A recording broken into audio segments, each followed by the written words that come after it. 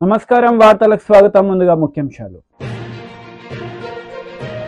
Pulivendula returning అధికారికి nomination పత్రాలు అందజేసిన సీఎం జగన్.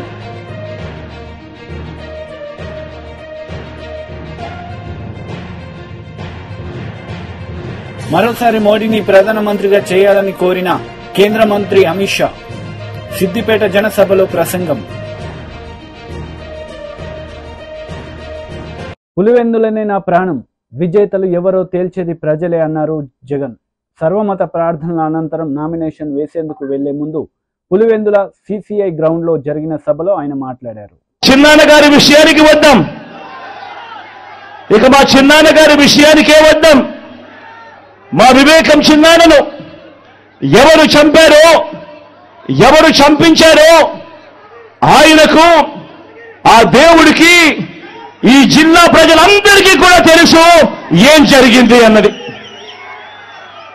కానీ బురద జల్లేందుకు ఇద్దరు చెల్లెమ్మలను ఎవరు పంపించారో, వారు వెనకాల ఎవరు ఉన్నారో మాత్రం మీ అందరికీ కూడా రోజు కనిపిస్తూనే ఉంది. ఇంకా ఆశ్చర్యం ఏమిటో తెలుసా, వివేకం చిన్నారను అతి దారుణంగా చంపి, అవును నేనే చంపాను అని అతి హేయంగా బహిరంగంగా చెప్పుకుంటూ తిరుగుతున్న హంతకుడికి మద్దతు ఇస్తున్నది ఎవరు? మీరే రోజు చూస్తున్నారు కదా అని అడుగుతా ఉన్నారు.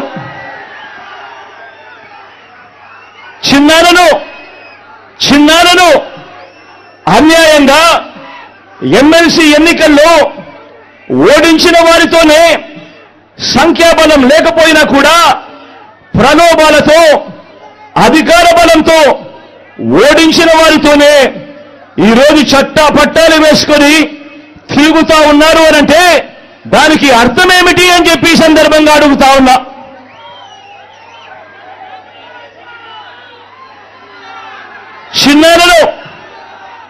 చిన్నానకు రెండో భార్య ఉన్న మాట వాస్తవం అవునా కాదా? ఆ రెండో భార్యతో తనకు సంతానం ఉన్న మాట వాస్తవం అవునా కాదా? అవినాష్ అక్కడికి ఎవరు ఫోన్ చేస్తే వెళ్ళాడు వంటి అనేక ప్రశ్నలు అవినాష్ తన అనేక ఇంటర్వ్యూస్ లో, తన ప్రెస్ కాన్ఫరెన్స్ లో తాను లేవనెత్తిన ప్రశ్నలు సహేతుకమే కదా అని చెప్పి ఎవరైనా అవినాష్ వైపు ఎవరైనా మాట్లాడితే చాలు వెంటనే వారి మీద కూడా అడ్డగోలు ఆరోపణలు చేస్తూ కుట్ర రాజకీయాలు చేస్తా ఉండడం ధర్మమేనా అని చెప్పి ఈ సందర్భంగా ప్రతి ఒక్కరిని కూడా అడుగుతా ఉన్నా. ఆలోచన చేయమని చెప్పి ప్రతి ఒక్కరిని కూడా అడుగుతా ఉన్నా. ఇలా చిన్నాన్నను ఓడించిన వారిని గెలిపించాలని వైఎస్ఆర్ కాంగ్రెస్ పార్టీ అధినేత ముఖ్యమంత్రి వైఎస్ జగన్మోహన్ రెడ్డి పులివెందుల వైఎస్ఆర్సీపీ అసెంబ్లీ అభ్యర్థిగా నామినేషన్ దాఖలు చేశారు. పులివెందుల సిఎస్ఐ గ్రౌండ్లో బహిరంగ సభలో ప్రజలను ఉద్దేశించి ప్రసంగించిన అనంతరం నేరుగా మినీ సెక్రటేరియల్లోని ఆర్ఓ ఆఫీస్కి వెళ్లారు. పులివెందుల రిటర్నింగ్ అధికారికి నామినేషన్ పత్రాలు అందజేశారు. ఈ కార్యక్రమంలో కడప ఎంపీ వైఎస్ అవినాష్ రెడ్డి పాల్గొన్నారు.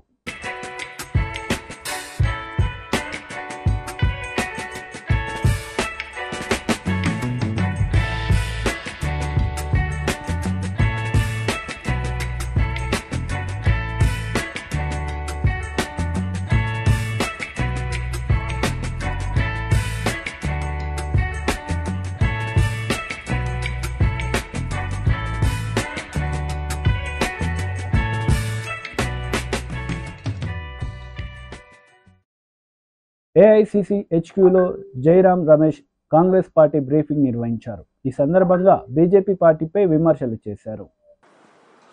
उन्होंने हमारे न्याय पत्र को पहले सांप्रदायिक रंग देने की कोशिश की, बाद में कई ऐसे बातें उठाई जिसका जिक्र हमारे न्याय पत्र में बिल्कुल है ही नहीं है. और राजस्थान में, मध्य प्रदेश में, कर्नाटक में, अलग अलग राज्यों में जो उनका प्रचार हो रहा है, महाराष्ट्र में, वो हमारे न्याय पत्र को खूब पब्लिसिटी दे रहे हैं। हालांकि ये गलत पब्लिसिटी है, झूठ पर आधारित प्रचार है, फिर भी पहली बार प्रधानमंत्री विपक्ष पार्टी के न्याय पत्र को, घोषणा पत्र को इतनी और इस तरीके से पब्लिसिटी दे रहे हैं। ये न्याय पत्र भारत जोड़ो यात्रा और भारत जोड़ो न्याय यात्रा के समय जो हमारे नेता जो इस यात्रा का नेतृत्व कर रहे थे, राहुल गांधी जी, और अलग अलग नेता जिसमें कांग्रेस अध्यक्ष भी शामिल थे, इन्होंने यात्रा में भाग ली, दोनों यात्राओं में भाग ली। और इस यात्रा के दौरान जो समाज के अलग अलग वर्गों से उनकी मुलाकात हुई, चर्चा हुई, जनता की चिंता वो सुने, जनता की परेशानी को उन्होंने देखा और उसी के आधार पर ये न्याय पत्र बना। क्योंकि बिल्कुल साफ हो गया था कि पिछले 10 साल में जो प्रधानमंत्री की नीयत है और प्रधानमंत्री की नीतियां हैं, उससे बेरोजगारी बढ़ी है, महंगाई पर कोई काबू नहीं ला पाए हैं और आर्थिक विषमताएं हमारे समाज में पिछले 100 सालों में इतना उस स्तर पर पहुंचा है जो पिछले 100 सालों में देखा नहीं गया। और यही तो हमारे मुद्दे हैं। भारत जोड़ो न्याय यात्रा के समय हमने बार बार कहा, राहुल जी ने बार बार कहा, कांग्रेस अध्यक्ष ने बार बार कहा कि नारी न्याय, युवा न्याय, किसान न्याय, श्रमिक न्याय और हिस्सेदारी न्याय, ये 5 न्याय हमारे चुनाव के रणनीति। సిద్దిపేట జనసభలో కేంద్ర మంత్రి అమిత్ షా పాల్గొన్నారు. మోడీని మరోసారి ప్రధానమంత్రి చేయాలని కోరారు. ఈ సందర్భంగా ఆయన ప్రసంగించారు. तेलंगाना को दिल्ली का एटीएम बनाकर रख दिया है। जो टीआरएस ने भ्रष्टाचार किया था, वो भ्रष्टाचार का, चाहे कालेश्वरम का हो, चाहे भूमि घोटाला हो, एक की भी जांच कांग्रेस पार्टी नहीं कर रही है। टीआरएस और कांग्रेस पार्टी दोनों मिले हुए हैं। और अगर मैं आज कहकर जाता हूं, आप तीसरी बार मोदी जी को प्रधानमंत्री बनाओ, मोदी जी तेलंगाना को ये भ्रष्टाचार से मुक्त कराने का काम नरेंद्र मोदी जी करेंगे। भाई और बहनों, मुझे बताओ कि यहां पर तेलंगाना विमोचन दिन मनाना चाहिए या नहीं मनाना चाहिए? जोर से बोलो, मनाना चाहिए या नहीं मनाना चाहिए? ये टीआरएस और कांग्रेस पार्टी दोनों तेलंगाना विमोचन दिन इसलिए नहीं मनाते हैं कि वो मजलिस से डरते हैं।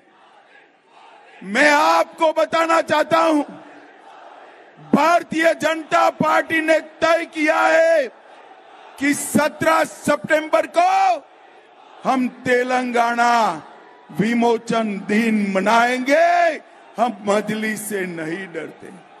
और आज मैं तेलंगाना के लोगों को कहकर जाता हूं, भारतीय जनता पार्टी ने निर्णय किया है कि मुस्लिम रिजर्वेशन जो यहां पर टीआरएस और कांग्रेस ने किया है, हम उसको समाप्त कर एससी, एसटी और ओबीसी का रिजर्वेशन करने का काम भारतीय जनता पार्टी करेगी। ये हमने तय किया है। भाई और बहनों, इस बार तेलंगाना की जनता का जो मूड है वो मोदी जी के साथ। तेलंगाना की जनता ने तय किया है कि हर सीट से मोदी जी को कमल को खिलाकर दिल्ली भेजना है। आज मैं तेलंगाना की जनता को विश्वास दिलाने आया हूं कि समग्र तेलंगाना का विकास तभी हो सकता है जब केंद्र में भारतीय जनता पार्टी की सरकार बने। भाई और बहनों, मैं आज आपको कहने आया हूं, क्या हमारे प्रत्याशी को आप प्रचंड बहुमत से जिताएंगे? जरा जोर से बोलो, जिताएंगे? मेढक में कमल का फूल खिलाएंगे? मोदी जी को तीसरी बार प्रधानमंत्री बनाएंगे? तो मेरे साथ दोनों हाथ उठाइए, उठाइए दोनों हाथ, विजय के संकल्प की मुट्ठी बींचे और प्रचंड आवाज से बोलिए, भारत माता की, भारत माता की, वंदे वंदे। టీడీపీ రాష్ట్ర అధికార ప్రతినిధి నీలాయపాలెం విజయ్ కుమార్ మీడియా సమావేశం నిర్వహించారు. ఈ సందర్భంగా సీఎం జగన్ పై ఆయన మండిపడ్డారు. గత సంవత్సరం అంటే మార్చికి పూర్తయిన ఆర్థిక సంవత్సరంలో జగన్మోహన్ రెడ్డి గారి యొక్క లిమిట్, అప్పు లిమిట్ 45,000 సంథింగ్, అంటే 47,000 తీసుకున్నాం. ఆయన ఎక్కువ అప్పులు తెచ్చాడు, దాదాపు 69,000 కోట్లు తెచ్చాడు. బట్ సెంట్రల్ ఇచ్చిన లిమిట్ మాత్రం 47,000, 45,000 సంథింగ్ చేంజ్. ఈసారి 1+1 ఆఫర్ కింద డబల్ ఇచ్చారంట, డబుల్ బొనాంజా బంపర్ ఆఫర్. ఎట్లా వచ్చిందో ఏమో. సరే, వాళ్ళు బంపర్ ఆఫర్ ఇవ్వడం, మన జగన్మోహన్ రెడ్డి గారు ఎంబడే దాన్ని అమల్లో పెట్టేయటం. ఏప్రిల్ నెల 3వ తేదీన పెన్షన్లకు కూడా డబ్బు లేకుండా, ఆ అప్పు వస్తే కానీ ఇవ్వడానికి వీలు లేకుండా ఆ నెపాన్నంతా తెలుగుదేశం పార్టీ మీద నెట్టడానికి ప్రయత్నించి ఫెయిల్ అయిపోయి మొత్తం మీద అప్పు తెచ్చుకొని పెన్షన్లు అయితే ఎట్లయితే ఇచ్చారంటే, అప్పు చేస్తే కానీ పెన్షన్లు కూడా ఇవ్వని స్టేజ్కి వచ్చేసారన్నమాట. అందుకని ఎంత వీలైతే అంత అప్పు తెచ్చుకోవాలని ఆయన ఆశయం. అసలు ఇంత అప్పులు ఎట్లా వచ్చాయి? 1 లక్ష రూపాయలు, దాదాపు 1 లక్ష కోట్లు, 94,000 కోట్లు ఇప్పుడే వచ్చిందంటే ఇంకో 5,000-6,000 కోట్లు ఎక్కువ తీసుకోవడం పెద్ద కష్టమేం కాదు. 1,00,000 కోట్ల రూపాయలు అప్పు ఎలా అడిగావు జగన్మోహన్ రెడ్డి? ఏ బేసిస్ మీద అడిగావు? మాకు తెలిసిన ఆర్థిక దీని ప్రకారం ఏమంటారు, మన బుగ్గన రాజేంద్ర రెడ్డికి చాలా పెద్ద తెలుసు, ఆయన అందరినీ ఎగతాళి చేస్తుంటాడు. సో ఫ్రెషర్లని అదని ఇదని తెగతాలు చేస్తుంటారు. ఆయన చాలా ఎంబీఏ చదువుకున్నాడు, ఆయనకి ఎకనామిక్స్ బాగా తెలుసు. మేమంతా ఎకనామిక్స్ చదువుకున్న వాళ్ళు, మాకేం తెలుసు ఎకనామిక్స్, ఆయన అయితే ఎంబీఏ చదువుకున్నాడు. సో కానీ అప్పు లిమిట్ కేంద్రం ఎలా ఇస్తుంది అంటే, మన యొక్క స్థూల రాష్ట్ర ఉత్పత్తి అంటారంటే ఈ ఆర్థిక సంవత్సరంలో, పూర్తయిన ఆర్థిక సంవత్సరంలో ఎంత క్రయ విక్రయాలు జరిగాయి, స్థూలంగా మొత్తం ట్రాన్సాక్షన్స్, మొత్తం క్రయ విక్రయాల యొక్క వాల్యూ ఎంత, దాన్ని జిఎస్డిపి అంటారు. అంటే గ్రాస్ స్టేట్ డొమెస్టిక్ ప్రోడక్ట్, అంటే స్థూల. వైసీపీ లీడర్ పోతుల సునీత మీడియా సమావేశం నిర్వహించారు. ఈ సందర్భంగా చంద్రబాబు నాయుడు పవన్ కళ్యాణ్పై మండిపడ్డారు.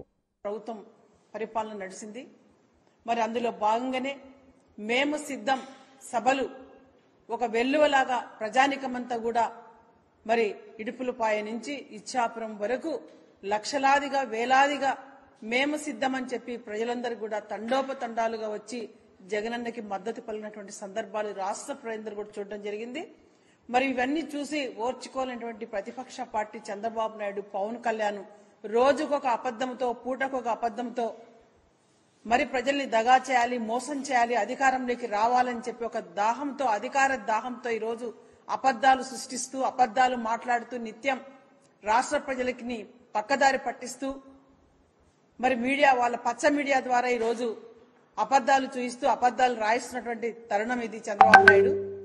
మొత్తం కూడా వాళ్ళకి ఈ సిద్ధం సభలు, మరి అలాగే ఈ 5 సంవత్సరాల పేద ప్రజల కోసం దేశానికి ఒక రోల్ మోడల్ గా, ఒక ఆదర్శంగా సంక్షేమ సుపరిపాలన నడిచినటువంటి జగన్మోహన్ రెడ్డి గారి పరిపాలన చూసి ఓర్చుకోలేక, ప్రజల్లో జగనన్నకు వస్తున్న ఆదరణను చూసి ఓర్చుకోలేక, మహిళా సాధికారత కోసం, పేదల విద్య కోసం, పేదల వైద్యం కోసం, రైతుల అభివృద్ధి కోసం ప్రతి గ్రామంలో అభివృద్ధి కేంద్రాలు ఏర్పాటు చేసి మరి గ్రామాన్నే కేంద్రంగా చేసుకుని పరిపాలించినటువంటి ప్రభుత్వం జగనన్న ప్రభుత్వం. ఈ రోజు ఈ రాష్ట్రంలో ప్రతి పేదవాడు జగనన్న రావాలి, రెండవసారి జగనన్న ముఖ్యమంత్రి కావాలి, ఇది చారిత్రక అవసరమని మహిళలు, రైతులు, విద్యార్థులు, మేధావులందరూ కూడా మరి కోరుతున్నటువంటి తరుణం ఇది. ఖచ్చితంగా జగనన్నకి అన్ని వర్గాల ప్రజల యొక్క మద్దతు 2024 ఎన్నికల వన్స్ మోర్ జగనన్న అని చెప్పి జగనన్నకు పట్టం కట్టబోతున్నారు మన ఆంధ్ర రాష్ట్ర ప్రజలందరూ.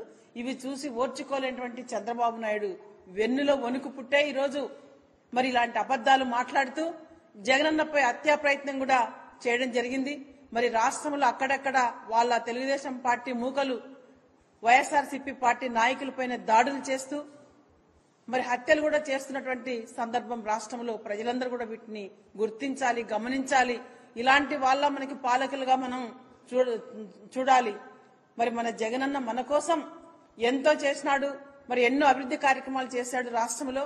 కాబట్టి ప్రజలందరూ కూడా ఎస్సీ, ఎస్టీ, బీసీ, మైనార్టీలందరూ కూడా సామాజిక న్యాయమే ధ్యేయంగా, అభివృద్ధి ధ్యేయంగా, సంక్షేమమే ధ్యేయంగా, వాళ్ళ పిల్లల చదువులే ధ్యేయంగా, మరి వాళ్ళ పిల్లలు రేపు మంచి భవిష్యత్తు ఉండాలని చెప్పి అక్క చెల్లెమ్మల సాధికారత దిశగా జగనన్న చేసినటువంటి అభివృద్ధి, సంక్షేమము మరి ఇవన్నీ చూసి ప్రజలందరూ కూడా ఎంతో ఆనందంగా, సంతోషంగా, ఎవరిని తట్టినా కూడా ఏ గ్రామానికి వెళ్లి ఈ రోజు వైఎస్ఆర్సీపీ నాయకులు ఈ ఎన్నికల్లో భాగంగా కూడా చాలా ఆనందంగా మేము జగనన్నకే ఓటు వేస్తామని చెప్పడం జరుగుతుంది.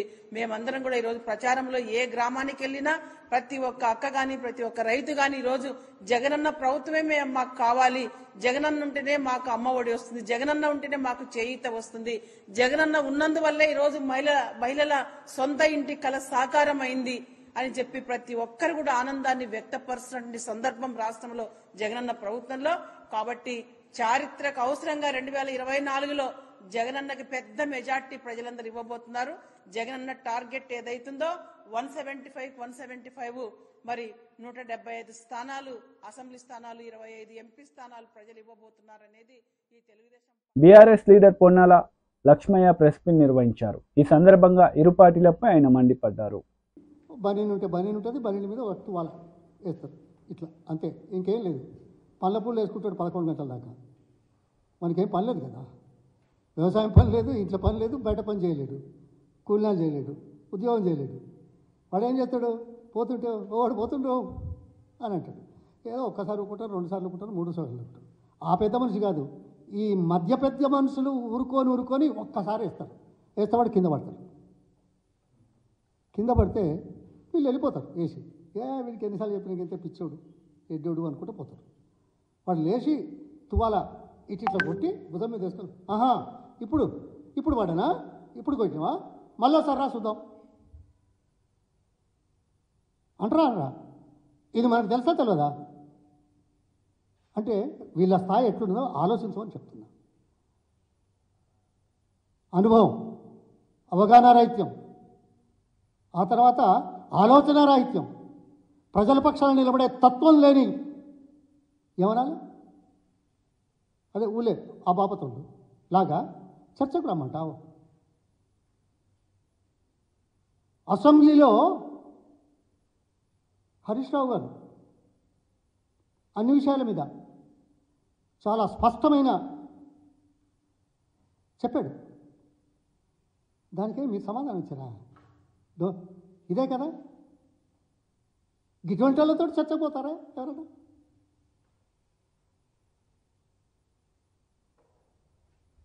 ఓకే, నేను కాదు ఇంకెవరన్నా సోనియా గాంధీతో, ఖర్గే గారితో, రాహుల్ గాంధీ గారితో, ప్రియాంక గారితో ఛాలెంజ్ చేస్తే ఇదేమన్నా అయ్యేదా, ఒప్పుకునేదా? నీ పార్టీ అనుభవం ఉన్న వాళ్ళతో మేము చర్చ పెడతాం. 120 రోజుల పరిపాలన ఏమేమి మాట్లాడినావు తెలుదా? ఎలక్షన్ ముందు ఏం మాట్లాడినావు, ఎలక్షన్లు ఏం మాట్లాడుతున్నావు, ఎలక్షన్ తర్వాత ఏం మాట్లాడుతున్నావు? ఎందుకయ్యా ఇవి దాటేసే కార్యక్రమాలు, మభ్యపెట్టే కార్యక్రమాలు?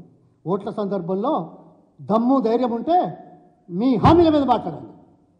మేము చేశామని ధైర్యంగా ముందుకు రండి. వస్తున్నావా? ఏదైనా మీటింగ్లో చెప్తున్నావా? ఫ్రస్ట్రేషన్లో ఉండి అక్కర్రాని కూతలు కూస్తున్నావు. నీ భాష ఏంటి? ఇది తెలంగాణ ప్రజలకు అవమానం కాదనుకుంటున్నావా? తెలంగాణ ప్రజలు గుర్తించలేరనుకుంటున్నావా? అదేదో తాడేసి ఉంచితే ఎవరెస్ట్ శిఖరం కిందికి వస్తుందని చెప్పే బాపతున్నట్టున్నది. లేకుంటే ఓ చెట్టు కొమ్మకు ఓ తాడేసి చెట్టును వలగొడుతున్న చూడు అన్నట్టున్నది. ఏం చెప్పాలి? ఏం మాట్లాడాలి? చర్చలు కాదు, ఇప్పటికే ఇచ్చిన సమాచారం మీద రండి, మాట్లాడండి. సమబుద్ధులతో చర్చలకు అవసరం అవకాశం. ప్రజాపక్షాల నిలబడి 4 గంటలు ఒక వేదిక ద్వారా సమాచారం ఇచ్చిన వాళ్ళు చర్చలకు భయపడేవాళ్ళ? ఆ సమాజంలోని లోతుపాతులు, పరిపాలనా పరంగా చేయాల్సిన అవసరాలు, ముందు చూపు కార్యక్రమాలు ఇవి అర్థం చేసుకోలేని దౌర్భాగ్యపు వాళ్ళ ఛాలెంజ్లు తీసుకోవడం జరుగుతుందా? ఏ పార్టీలైనా ఏదో ఈయన ఛాలెంజ్ చేసినాడని నేను అన్నలా అవుతుందా? చేస్తారా? జాతీయ అధికార ప్రతినిధి తిరునగరి జోస్న మీడియా సమావేశం నిర్వహించారు. ఈ సందర్భంగా పలు అంశాలపై ఆమె మాట్లాడారు. ఎంత పెద్ద ఆర్థిక సరే యూజువల్గా అయితే జగన్మోహన్ రెడ్డి గారి విషయానికి వచ్చేటప్పుడు ఆర్థిక నేరస్తుడు అనేటువంటి ఒక పాయింట్ వస్తుంది. కాకపోతే నేను ఆంటర్ప్రెన్యూర్షిప్ మీద మాట్లాడింది కాబట్టి let's talk about his entrepreneurship అని గనక తీసుకుంటే, జగన్మోహన్ రెడ్డి గారు తన తండ్రి అధికారంలో ఉండగా సుమారుగా 64 షెల్ కంపెనీలను ఏర్పాటు చేసి ఆర్థిక అవకతవకలకు పాల్పడ్డారు అనేటువంటిది సిబిఐ ఇచ్చినటువంటి ఒక నివేదిక. ఆ షెల్ కంపెనీలు ఏంటో కూడా కొన్ని నోటిఫై చేశారు వాళ్ళు. అది వాన్పిక్ కావచ్చు, ఆల్ఫా అవెన్యూస్ కావచ్చు, లేకపోతే గిల్క్రిస్ట్ ఇన్వెస్ట్మెంట్ కావచ్చు, లేకపోతే జెమ్ ఫైనాన్షియల్స్ కావచ్చు, Trident temper limited, Weave promoters private limited, MKSS software, లేకపోతే సిఎన్ఆర్ కన్స్ట్రక్షన్స్, ఇలా తీసుకుంటే మాంట్లే రియల్టర్స్, ఇలా తీసుకుంటే ఇందాక నేను చెప్పినట్టుగా 64 షెల్ కంపెనీలను ఐడెంటిఫై చేశారు. సిబిఐ ఐడెంటిఫై చేశారు, వాటిని నోటిఫై చేశారు. So Malbani group, sigma oxygen, Sai Surya, వామ్ హౌస్ ఇవన్నీ తీసుకున్నాం. సరే 2014 నుంచి 2019 వరకు ఏం చేశాడు జగన్మోహన్ రెడ్డి? ఒక షెల్ కంపెనీ కూడా ఏర్పాటు చేయాలి. కానీ అదే మళ్ళీ 2019 నుంచి 2024 వరకు, అంటే వాళ్ళ పార్టీ అధికారంలోకి వచ్చేటప్పటికి మళ్ళీ షెల్ కంపెనీల ఏర్పాటు స్టార్ట్ అయిపోయింది. సో ఈ 3 సంవత్సరాల్లో ఈ 5 సంవత్సరాల్లో మనం కనుక చూస్తే మళ్ళీ కొత్తగా షెల్ కంపెనీలు ఏర్పాటు చేస్తాడు. అది మనం షిర్డీ సాయి ఎలక్ట్రికల్స్ అని తీసుకోండి, ఆదాన డిస్టిలరీస్ తీసుకోండి, ఇండోసోల్ తీసుకోండి. సరే వీటిని కొన్ని బినామీల పేర్లతో నడుపుతున్నాడా, ఏం చేస్తున్నాడా అనేటువంటిది అందరికీ విదితమైనటువంటి విషయమే. ఇవన్నీ కనుక చూస్తే అసలు జగన్మోహన్ రెడ్డికి ఆంటర్ప్రెన్యూర్షిప్ అనేటువంటి పదానికి అసలు ఎక్కడన్నా అర్థం ఉందా? ఎక్కడన్నా అసలు పొంతనుందా? అసలు నిజంగా ఆ పదానికి జగన్మోహన్ రెడ్డికి ఒక స్పెల్లింగ్ అన్నా తెలుసా అనేటువంటిది వాళ్ళందరూ ఆలోచిస్తున్నారు. ఎందుకంటే 2004కి ముందర ఉన్న ఇంటిని కూడా అమ్ముకోవాల్సినటువంటి పరిస్థితి ఉంటుందేమో అనేటువంటి ఒక పరిస్థితుల్లో ఉన్నటువంటి ఆ కుటుంబం ఆ తర్వాత 2004 తర్వాత 1000 కోట్ల ఆస్తుల్ని ఎలా గడించింది? ఇది సింపుల్గా అంటే ఇంత తక్కువ వ్యవధిలో అన్ని 1000 కోట్ల ఆస్తులు ఎలా వచ్చాయి అనేటువంటిది ఈ వ్యాఖ్య మీరో నేనో ఇంకోళ్ళో చేసింది కాదు. సాక్షాత్తు దేశ అత్యున్నతమైన న్యాయస్థానం సుప్రీంకోర్టు చేసినటువంటి వ్యాఖ్య. ఏ రోజున? 2012 సెప్టెంబర్ 14వ తారీఖున చేసినటువంటి వ్యాఖ్య. అలానే గనక తీసుకుంటే ఒక వ్యక్తి కేవలం 10 ఏళ్లలో 1000 కోట్ల రూపాయల్ని ఎలా సంపాదించారు? దర్యాప్తు పూర్తయ్యేదాకా బెయిల్ సాధ్యం కాదు. ఇది అదే 2012లో అక్టోబర్ 5వ తేదీన బెయిల్ పిటిషన్ను కొట్టేస్తూ కోర్టు ఇచ్చినటువంటి వ్యాఖ్య. ఇలా గనక తీసుకుంటే నిజంగా కూడా అన్ని 1000 కోట్ల ఆస్తులు జగన్మోహన్ రెడ్డి ఎలా సంపాదించాడు? నిజంగా పాపం నిన్న అమ్మాయి అడిగినట్టుగా ఆంటర్ప్రెన్యూర్షిప్ స్కిల్సా, లేకపోతే దోచుకోవడం అనేటువంటి ఒక స్కిల్ని నిజంగా కూడా నాకు తెలిసి దాంట్లో పిహెచ్డినో ఇంకేదన్నానో చేసినటువంటి జగన్మోహన్ రెడ్డి స్కిల్లా అనేటువంటిది ఆలోచించాల్సినటువంటి పరిస్థితి. దాంతో పాటుగా జగన్మోహన్ రెడ్డి గారి మీద సిబిఐ దాఖలు చేసినటువంటి ఛార్జ్ షీట్లు 2012 నుంచి అంటే ఆల్మోస్ట్ తీసుకుంటే ఒక సిద్దిపేట జనసభలో ఎంపీ అభ్యర్థి రఘునందన్ రావు పాల్గొన్నారు. ఈ సందర్భంగా బీఆర్ఎస్ కాంగ్రెస్ పార్టీలపై ఆయన మండిపడ్డారు. అధికారంలోకి వచ్చాక రైతు రుణమాఫీ చేస్తాన్న రేవంత్ రెడ్డి రుణమాఫీ చేశావా అని ప్రశ్నించారు. నవంబర్ డిసెంబర్ లో రిజల్ట్ వచ్చినప్పుడు కాంగ్రెస్ పార్టీకి ఒక ఆయన పోటీ చేసిండు, పూజల హరికృష్ణ అని. 20,000 రాలే తమ్మునికి, ఓడిపోయిండు పాపం. కానీ ఇలా రోజు సిద్దిపేటలో రోడ్లకి మోరీలకి ఎవరు కొబ్బరికాయలు కొడుతురు? పూజల హరికృష్ణ కొబ్బరికాయ కొడుతుండు. 30 మంది కౌన్సిలర్లు ఉన్నారు. ఒక్కడన్న పోయి మా ఎమ్మెల్యే రాకుండా ఎట్లా కొబ్బరికాయ కొడతామని ఒక్కడన్న అడ్డం పోయిందా? పోలేదంటే హరీష్ రావు మీద సిద్దిపేట వాళ్ళకి ప్రేమ ఉన్నదా, కోపం ఉన్నదా, భయం ఉన్నదా అనేది ఒకసారి అర్థం చేసుకోవాలి. ఇలా అధికారం పోయింది, హరీష్ రావు సిద్దిపేట కొత్తలేడు. ఎందుకంటే పోలీసు వాళ్ళు గౌరవిస్తలేరు. ఆయనకు వంతపాడే సురేందర్ రెడ్డి లేడు. ఉన్నాడా సురేందర్ రెడ్డి? ఉన్నాడా సురేందర్ రెడ్డి? హరీష్ రావు అడుగులకి మడుగులెత్తే పోలీసు వాళ్ళు ఉన్నారా? ఇప్పుడు ఉన్నారా? అందుకని హరీష్ రావు కూడా వస్తలేడు. వస్తే కూడా అప్పుడప్పుడు మెల్లగా ఇట్లొచ్చి సాటికి వెళ్ళొచ్చి సాటుకు పోతా ఉన్నాడు. అంతేనా? అందుకని భారతీయ జనతా పార్టీ నాయకులకి, కార్యకర్తలకు నేను సవినయంగా ఒకటే విజ్ఞప్తి చేస్తా ఉన్నా. సిద్దిపేట భయంలోంచి బయటికి వచ్చింది. సిద్దిపేట ఇయ్యలో 40 ఏళ్లుగా 1985లో చంద్రశేఖరరావు గెలిచిన నాటి నుంచి ఇయ్యాలటి దాకా ఒకటే కుటుంబం సిద్దిపేటను దోసుకుంటే ఆ సిద్దిపేట ప్రజలు చంద్రశేఖరరావు గారి కుటుంబాన్ని, హరీష్ రావు గారిని వద్దనుకున్నారు. కాబట్టి ఇవాళ సిద్దిపేట గడ్డ మీద భారతీయ జనతా పార్టీ కోసం ఇంతమంది కార్యకర్తలు వచ్చి నినదించారనేది ఒక్కసారి మీరందరూ కూడా గుర్తుంచుకోవాలి. చాలా మాట్లాడుతూ ఉన్నాడు హరీష్ రావు. నేను ఇవాళ రేవంత్ రెడ్డి కూడా బాగా మాట్లాడుతూ ఉన్నాడు. గంట కింద కాంగ్రెస్ పార్టీ గాంధీ భవన్ ముంగట ఓ బోర్డు పెట్టుకొని కూర్చున్నాడు రేవంత్ రెడ్డి. ఆ బోర్డులో నయవంచన అని హెడ్డింగ్ పెట్టిండు. నయవంచన అనే పదానికి పర్యాయ పదం ఎవరంటే ఈ దేశంలో కాంగ్రెస్ పార్టీ తప్ప ఇంకొక పార్టీ కాదు. దేశానికి స్వతంత్రం వచ్చినప్పటి నుంచి ఈ దేశంలో మెజారిటీ ప్రజలని వంచింది ఎవరంటే కాంగ్రెస్ పార్టీ తప్ప ఇంకొకరు కాదు. ఒక దేశానికి 2 రాజ్యాంగాలు, 2 ప్రధానమంత్రులు, 2 జెండాలు, 2 ప్రైమ్ మినిస్టర్లు ఉంటారని చెప్పి ఈ దేశ ప్రజలని వంచినటువంటి పార్టీ కాంగ్రెస్ పార్టీ. ఆ కాంగ్రెస్ పార్టీ ఆఫీస్ ముంగట నయవంచన అని ఒక బోర్డు పెట్టుకొని రేవంత్ రెడ్డి కూర్చొని ధర్నా చేస్తున్నట్టు నాటకం చేస్తుండు.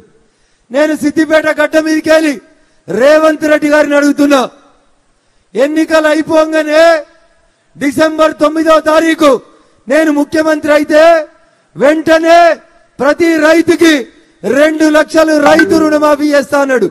అయిందా రుణమాఫీ? ఇగో రేవంత్ రెడ్డి దీన్ని అంటారు నయవంచన. అంటే ఓట్లేయించుకొని గడ్డకెక్కి ముఖ్యమంత్రిగా ప్రమాణం చేసి 4 నెలలు అయితే కూడా 2 లక్షల రైతు రుణమాఫీ చేయలేదు కదా. ఇగో దీన్ని అంటారు రేవంత్ రెడ్డి గారు నయవంచన అని దీన్ని చెప్తారు. ఏం చెప్పిండు?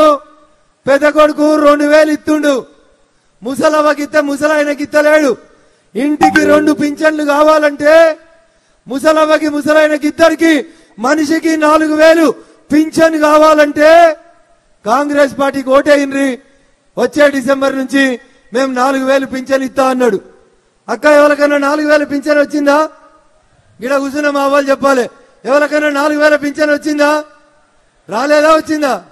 జర గట్టిగా చెప్పాలి, గిట్టిగా వచ్చేదాకా. 4,000 పింఛన్ వచ్చిందా?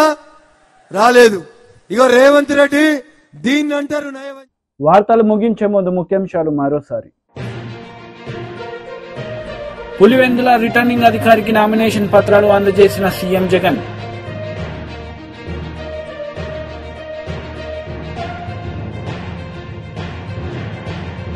మరోసారి మోడీని ప్రధానమంత్రిగా చేయాలని కోరిన కేంద్ర మంత్రి అమిత్ షా. సిద్దిపేట జనసభలో ప్రసంగం. ఈ వార్తలు ఇంతటితో సమాప్తం. తిరిగి ప్రసారమయ్యే వార్తల్లో మళ్ళీ కలుద్దాం. అంతవరకు సెలవు. నమస్తే.